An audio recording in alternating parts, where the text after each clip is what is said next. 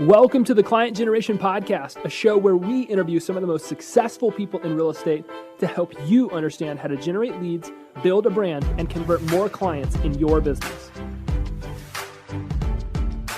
Hey, what's up, guys? Grant Wise here. Welcome to the podcast today. I am very excited to be interviewing the one and only Mr. Sekou Pyle. He's got a couple of things going on. So he's with the DeVoe Group. He is got a coaching company. It's Commitment to Capping, or a coaching group, Commitment to Capping. And then they run something called the Appointment Academy, which I regularly speak at. I've been invited to speak at, I think, 3 or 4 times now, and I really, really enjoy doing that. But I hit him up on Instagram, said, man, you're fire. I got to get you on the podcast. And he agreed. So, man, Sekou, thank you so much for jumping on. I'm doing the we're not worthy, bro. I'm on with the great Grant Wise, man, doing our thing. Thank you so much for having me on. It is an absolute pleasure and truly an honor to be on with you. Everyone loves you every time you come on the Academy, and it's just action, action, action from then on out. Yeah, I love it. I love it. I love being a part of that. That's a really fun experience for me. So diving into the podcasts, why don't you tell everybody, who are you? How'd you get to where you are today? I am a 20-plus year veteran in the real estate game. I started the agent part of my business in a little, dirty penny office in the top end of Hoboken, New Jersey. 5 agents in the office, and we were all competing for the same, 15 transactions a month. It got to the point, man, where everyone else in the office was doing deals, but because I didn't know what the hell I was doing and didn't have any support, I got to the point where I made a vow that there was never going to be a week that I worked that I wasn't going to get a check. So, you fast forward a few years, I leave that little dirty penny. I joined one of the larger offices, one of the larger mom and pop, and I got into coaching. I hired a coach, and it changed my life, man. It just, it took me from being an amateur that was just sort of out there trolling around looking for deals to a professional, building a business, developing, pipeline, developing all of the things that are necessary, tools, skills, etc., to really go big and build a big business and have a life worthwhile. I got to the point where I was doing 12 to 15 transactions a month. I wasn't satisfied unless I was doing at least 12 to 15 transactions a month. I got to the point where I was such a machine that we were churning out business like crazy. And then they asked me to run an office, which, as you probably well know, that just goes ahead and kills every little bit of your business that you could possibly imagine. Pivoted to coaching since then, and the rest has been history. I've been helping agents sort of a week, you know what I mean? Like helping them to develop their business on a really big level so that they're always getting paid. I love it. I love it. I love it. What are some of the I think top you froze things? A little bit, Grant. I don't know. Can you still hear me? I see you. Can you hear me?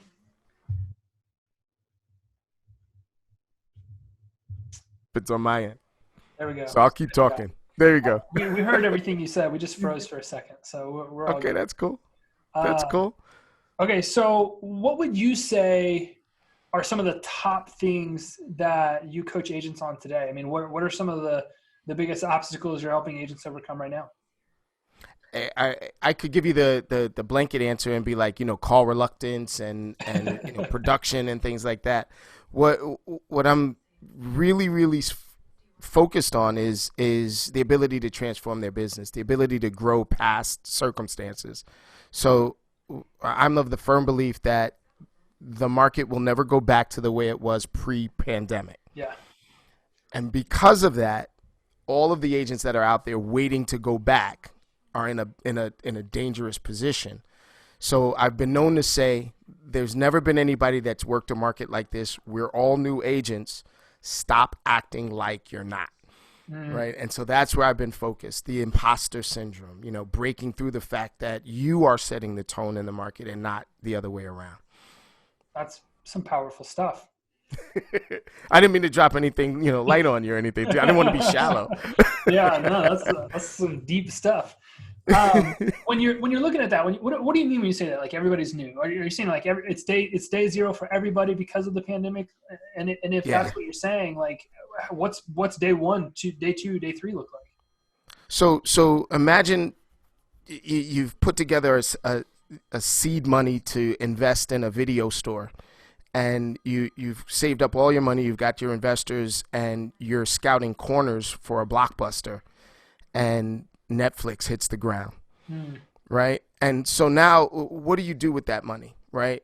And so Netflix would be new, so they don't know what's going to happen.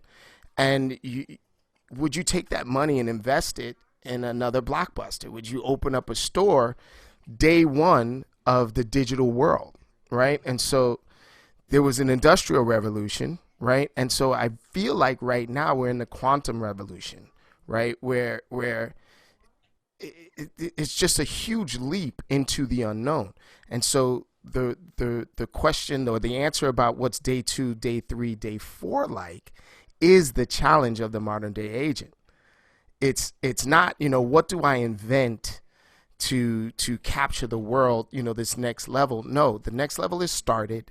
What can you use now in order to capture the attention of the people who are out there looking for the alternative to Blockbuster? Looking for I hate to diss Blockbuster, but Well, I think went from Blockbuster movies to Blockbuster liquors. That's how they evolved. So it just is what it is. I mean, there's no, and you're seeing this disruption not only happen because of the pandemic. I mean, you're seeing disruption happen in a number of different ways in real estate right now. Some people have been talking about it for years. Some people feel like it's just this brand new thing. But how does somebody get attention based on what you just said? I mean, it's day one. How do we go out there? How do we get attention? Give me the steps. So, what tactically should I do? I tell you what, right? So, like you said, some people have been doing it for a long time. Some people, I say, follow the trend. So I'm gonna sort of tangent a little bit for a second. People, movies and television shows and things like that have a huge budget, right? We'd all agree that there's a huge budget for movies and things like that. They spend almost 10 times the amount on a video game. Right? And so the movies, the television, et cetera, decided to pivot a few years ago from all of these super serious movies with, super serious stars to comics and animation and video games. Mm-hmm. So, my son is playing a game right now called Cyberpunk, and the main character is having a conversation with Keanu Reeves the entire game. Right? And so... Right? So you talk about people been doing it. I say follow the people that are doing it and doing it well. So step one, take a look at all of the video game blogs, all of the video game YouTube, all of the video game channels in your universe. And I'm going to tell you now that they have a captured audience that isn't even thinking about, growing attention and things like that. It is happening naturally. Yeah. So they're talking about things that the folks are interested in on YouTube, on Instagram, on, Facebook, with all of these things, and now Clubhouse, right? Right. And the attention is not on, what can I earn from it? The attention is on how much can I give? Mm-hmm. The number one thing on YouTube is how to get stuff done, right? Like do it yourself, how to unstick a window or how to make, short ribs or something like that, right? So my opinion is day two, day three, day four, start repeating those processes. Mm-hmm. How to buy a house, how to get a loan, how to how to refinance, please. Right. And do it from the comfort of your home exactly the way that the YouTubers doing it, the bloggers doing it, this is television now. Yeah, no, I would agree with that. So what you're saying is look, you're already being asked these questions. You're already, kind of living through this experience of being a professional real estate agent where people are asking you questions all the time about buying or selling a property or specialty questions about VA stuff or jumbo stuff or, any of these things. And what you're saying is just take that question you're getting asked and turn that into a piece of content that you can turn around and show on the social media platforms. Share. Facebook, Instagram, share. And let that start to be kind of that engine that helps you go out there and get more attention. You said it a lot more eloquently than I did, man. It's Listen, man, the reality is, there's stigma and then there's reality. Yeah. Right. And so there's a stigma attached to a real estate agent. There's a stigma attached to being on Facebook. There's a stigma attached to, being a car sale, whatever the crap is. But the reality is there's only a stigma because it's necessary. Mm-hmm. There's only a stigma because each one of those people in your universe is necessary. Yeah. And when you eliminate it, there's all of this complaint about it being a robot and not being any feeling and not being any culture in it. So the way that I would describe it is insert the culture into your growth. Insert the culture into however you're sharing, however you're reaching your people. Be on as many platforms as possible and insert the culture into it. Just be yourself and let that naturally bring out the best clients you could work with. I think that there's something that people don't understand about doing this. And we always tell people the very first thing that you should do, rule number 1, marketing 101. You go buy a marketing book anywhere in the world, it's going to teach you to do this one thing. Know who you are marketing to. Know your audience. Yeah. Know your audience. Like, sit down and spend some time, create a profile. Who is this person?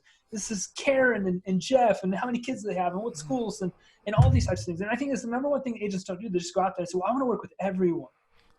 And I always say, the person that works with everyone works with no one. I quote you on that, by the way. Really define who it is that you're wanting to work with, because it makes everything that you're describing so much more simplistic. If I'm trying to talk with everyone, let's say I want to create a video about how to, how to get a loan, just as an example. Mm-hmm. This is totally an example, arbitrary example. Well, if I want to create that video, the reason I'm confused at what it should say is because, well, a veteran doesn't get a loan the same way maybe somebody that is buying a luxury property, and somebody that wants to buy a mobile home unit isn't interested in the same stuff as somebody buying a $300,000. Like, there's the confusion comes because we're trying to talk to everyone at the same time. And like what you just said, when you really zero in on who it is that you actually want to do business with, you're intentional about that. Like, I know if I'm going to go have a conversation with you, Sekou, I know what we want to talk about. Like, I know what the conversation is going to be about. That's it. I know that we can like really zero in and dial in here. We can get rid of all the fluff, and it's not confusing because we both are on the same page. We're both helping the same people. It just gets so much more simplistic. So I guess my note to what you're saying is, the more you know, the more information you have about the person that you are wanting to business with, the easier it is to create content about them, because you're just having a conversation with the other person. And that's it. When people consume that content, what do they feel? Well, they feel like, well, he's talking to me. Like, that's how really powerful marketing works. It's that's the relationship. This guy's talking directly to me. Yeah. I want a Coca-Cola because they just said to me, they just offered me a Coca-Cola. Yes. Like, it's like, dude, when I'm coaching, I often equate it, and it's going to, like I said, man, sometimes I tangent. I bring it home, I promise. Yeah. I often equate this market and the marketing that we're doing and the sort of lead generation and follow-up that we're doing to walking into a room full of dateable people, right? And just a room full of people. There's 90% of them you're never going to date. Just because they're in the room, just because they're dateable, doesn't mean you're going to date them. That your particular brand is completely compatible with 10% of the room. Yeah. Right? And if you spend all of your time trying to convert 100% of that room, you're going to miss the 10% that's there for you. You know what I mean? And you will definitely miss the one person that is perfect for you as an ideal match. So we spend all of our energy on the 90%, trying to make them like us, trying to figure out, instead of just kind of going in the room and just allowing your brain to sort folks out. Oh, wow, he's got too much of a mustache. He's got not enough of a mustache. He's got the like your brain is going to help you, and all you have to do is be purposeful about it when you're marketing. Yeah. Just be like, dude, I'm going to work the new homeowners market. The new homeowner, the new buyer, the new homeowner market, and I'm going to just stay in those parentheses. And I'll make that nice and strong. You think about it like a laser, right? You make it nice and strong. Well, if it's nice and strong, then it's bright. And if it's bright, then it attracts other people to this. And now if you just need to open your parentheses just a little bit more, open the baffler just a little bit more, now you're reaching a little bit more people instead of trying to spread it out so wide and diffusing your light to the point where it's dim and it's not attractive. I couldn't agree more. I think so many people are like, well, I want to work with everyone because I don't want to limit myself. And I always ask this, like, hey, look, go do a little bit of research in your market. Let's use the new homeowner, first-time homebuyers as an example. 36% of the market purchases new homes, right, or new homeowners. 36% annually, based on NAR statistics, 36% of homes sold were sold to first-time homebuyers. Go do the research in your market. Yeah. And of the X thousands of homes sold, how many of those homes that were sold to new homeowners, first-time home buyers? And then ask yourself this question: can I actually handle all that business if I get it? If there were 10,000 homes sold this year, and 3,600 of them are going to be with first-time home buyers, could I have handled 3,600 transactions in the last 12 months? It is an important auditing question, right? Absolutely. It's what's working and what needs work. Well, if I'm focused on the 3,600 and I've got zero because it's an oxymoron to say that I'm focused on the all, then that's the thing that needs work. It needs work. You need to narrow your I'm not telling you to kick business out of your pocket. I'm not telling you to do that. And certainly if you focus in one direction, you will meet other folks. Yes. The thing is that, and I think you and Finale and all these coaches keep telling them, man, if you just focus and become the authority on this, people will come to you for other things.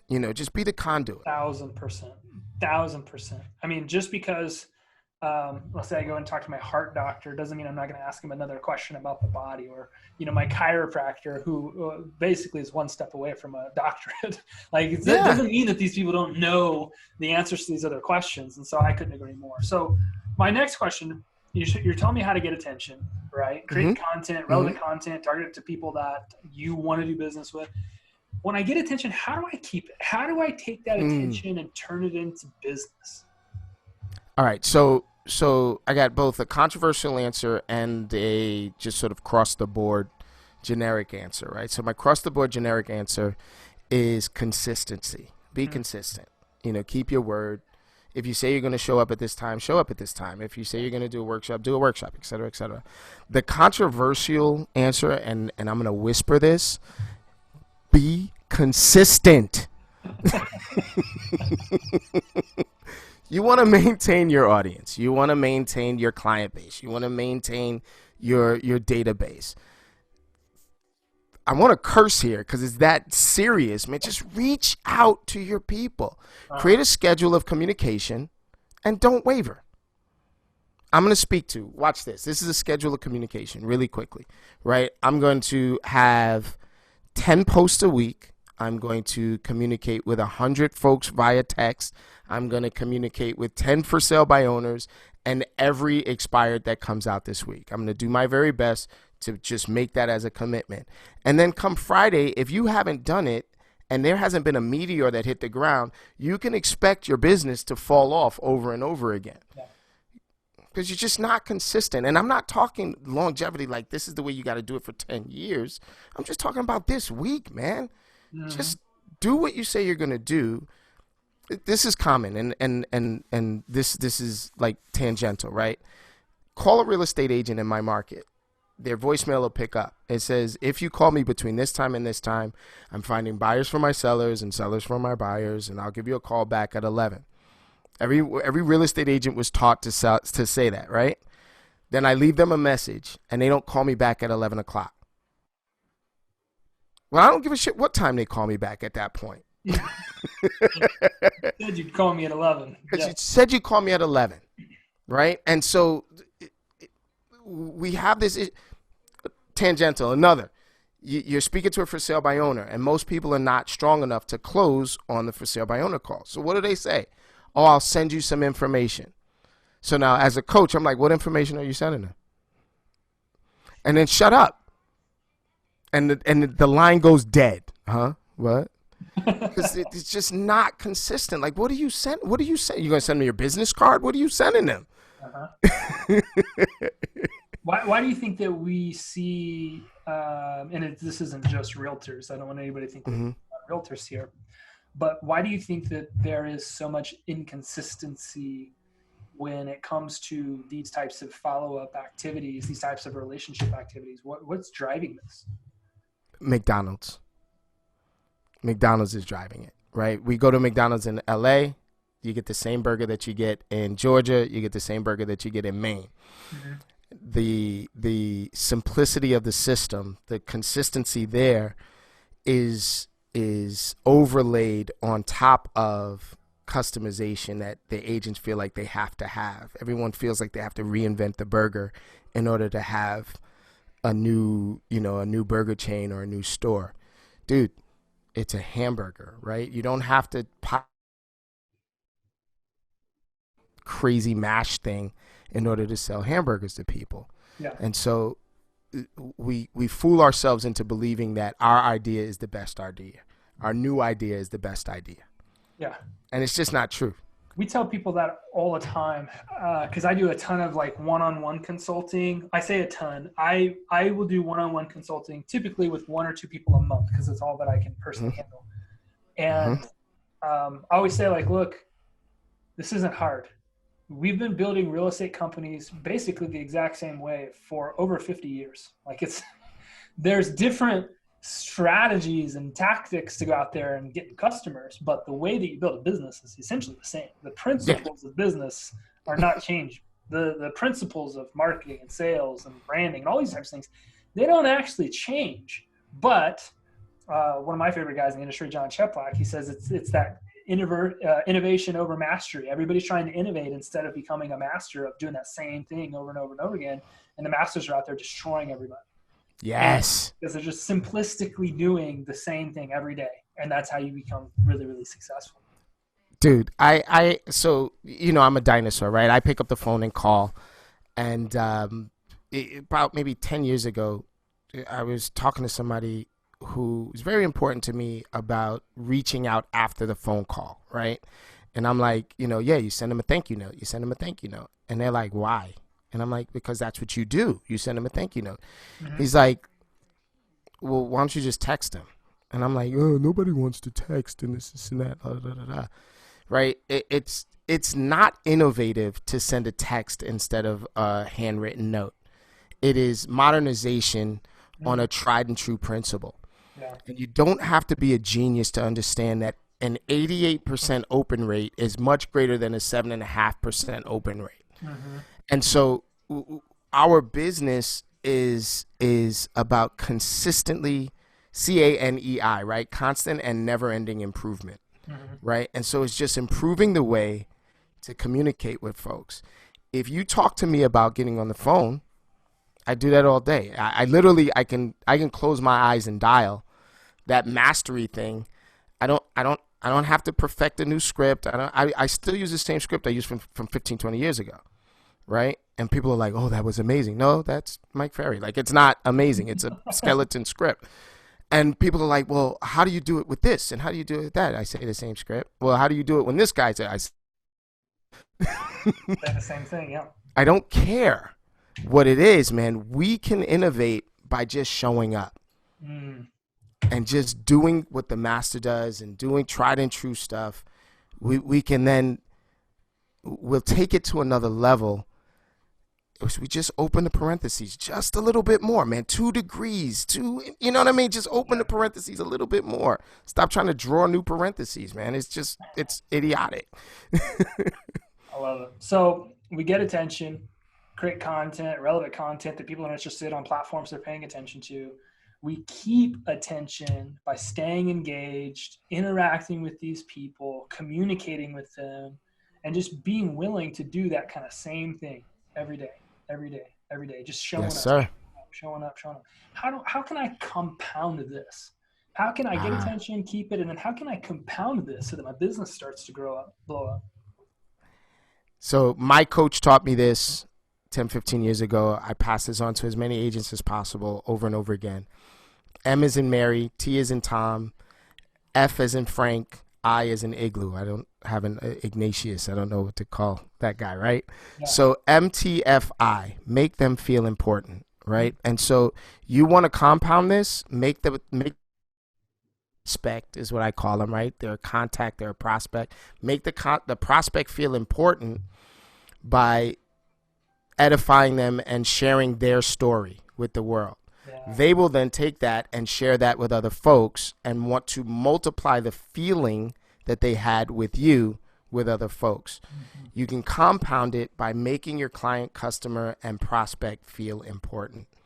Mm. You know, hey Grant, man, I just want to say, man, I had an incredible time on this deal with you. Or hey Grant, man, I just want to say I had an incredible time with the person you referred me to, right? And what I'd like to do is I'd like to share the story with the public, if you don't mind. I'll tag you in the story, and you could choose whether you would share it with the rest of your world. Is that fair? Mhm. Mhm. Okay, great. You compound the interest on that one, you know, and then I tag you, I'll tag the lender, I'll tag, you know, the title company. And by doing that, I grow the audience exponentially. To use your word, I love that word, is compound. Share the story, Yeah. not your success No, share the story. story. Dude, Grant, I learned this a long time ago, man. If I shared a story with you, the story makes a hook, right? It makes an emotional connection. Yeah. Then anytime you recognize the characters from that story, whether it's the actual person or it's people like that person, then you think of me. Yeah. And if I share a client story with you and you meet my client out there in the world, it's that much easier for you to refer them back to me. Well, and this is something too. I learned this from Donald Miller, Story Brand, and when you really grow to understand storytelling, what's really powerful about what Sekou you just described is that there's this thing called narrative transportation. And when you tell me a really good story, my brain, it's like it literally just detaches and I'm having this kind of out of body, out of mind experience where I feel like I've literally transported into the story you are telling. And when you guys get really good at telling stories, that's why it's so important. And when I say share the story, not the success, share the story of the transaction, not you sold this home in 5 days. Like nobody cares. Share the story from that. And what happens is I start to emotionally lock into whatever it is I'm watching or whatever it is you're telling me or whatever story I'm reading in written form and narrative transportation. I start to feel like I am in the story.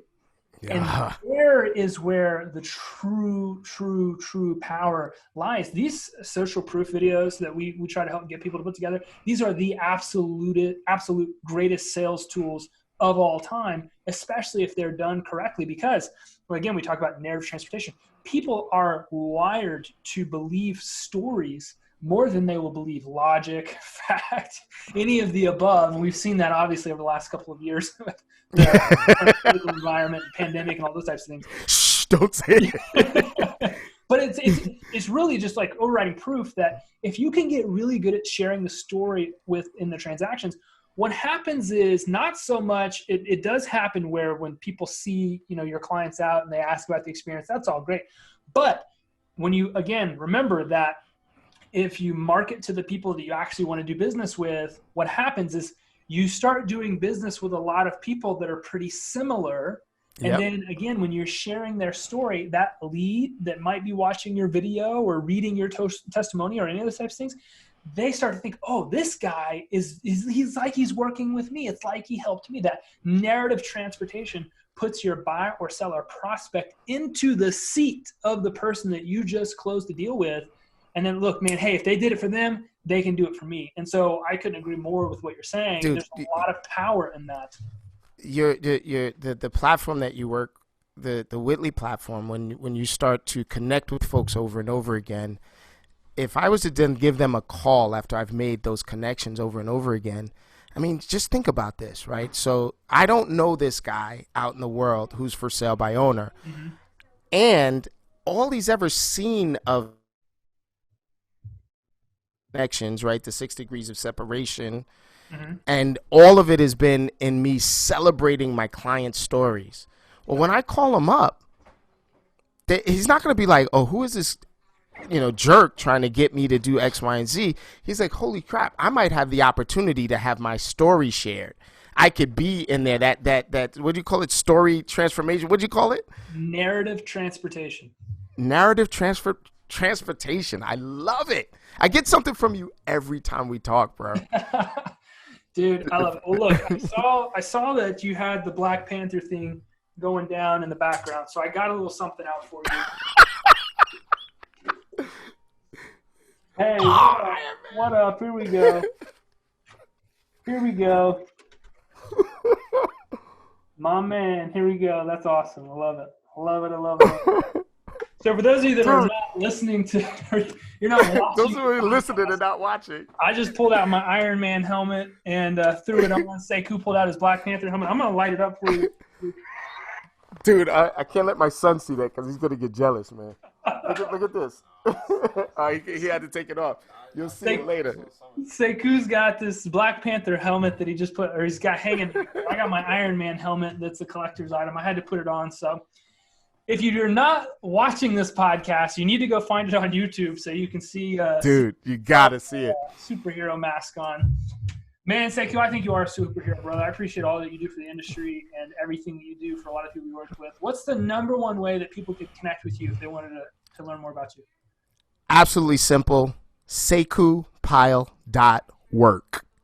Perfect. Right. It's a business. It's a digital business card. You can get me any which way there. It's got all kinds of contacts and connections. Can you spell that for us? S as in Superman. There we go. SEKOU. P as in Peter. YLE.work. Like, don't be lazy. Go to work. SekouPyle.work. What everybody needs to do. Getting off social media and working for sure. Hey, I appreciate you so much. We'll make sure that we link that up in the show notes so that anybody that can or wants to connect with you can do that. Thank you again for being on the show. I really appreciate it. It means a lot. It's my honor. Before you close us out, I just have to do something, and this is unexpected, and I know that this is off the cuff. I want to just give you props and really do an endorsement for Whitley and the agents that you've helped when you've introduced it to. I work with hundreds of agents a month in group coaching and things like that. And there's always a fraction of agents that sign up, right? Every single one. There's not been one that has signed up that's been like, what is this crap? What is this thing? Et cetera, et cetera. Every single one has been like, this is phenomenal. It is. My success is not nearly as important as the success of the agents that we work with, and I really appreciate it and really want to thank you. And I highly endorse Whitley and Grant and the coaching and all of this stuff. So thank you very much for having me on. That means a lot to me, man. I really appreciate it. We're on a mission to help people really just win at life and business, and so it means a lot to hear that some of the people you work with are having that success. That's what we do it for. So. Thanks, brother. That means a lot to me. I really do appreciate that. And thank you again for coming on the show. Guys, we will see you on the next episode. Thank you for listening to this episode of the Client Generation Podcast. Please make sure that you rate and review this episode so that we can continue to bring you more incredible guests to help you grow your business. Thanks, and have an amazing day.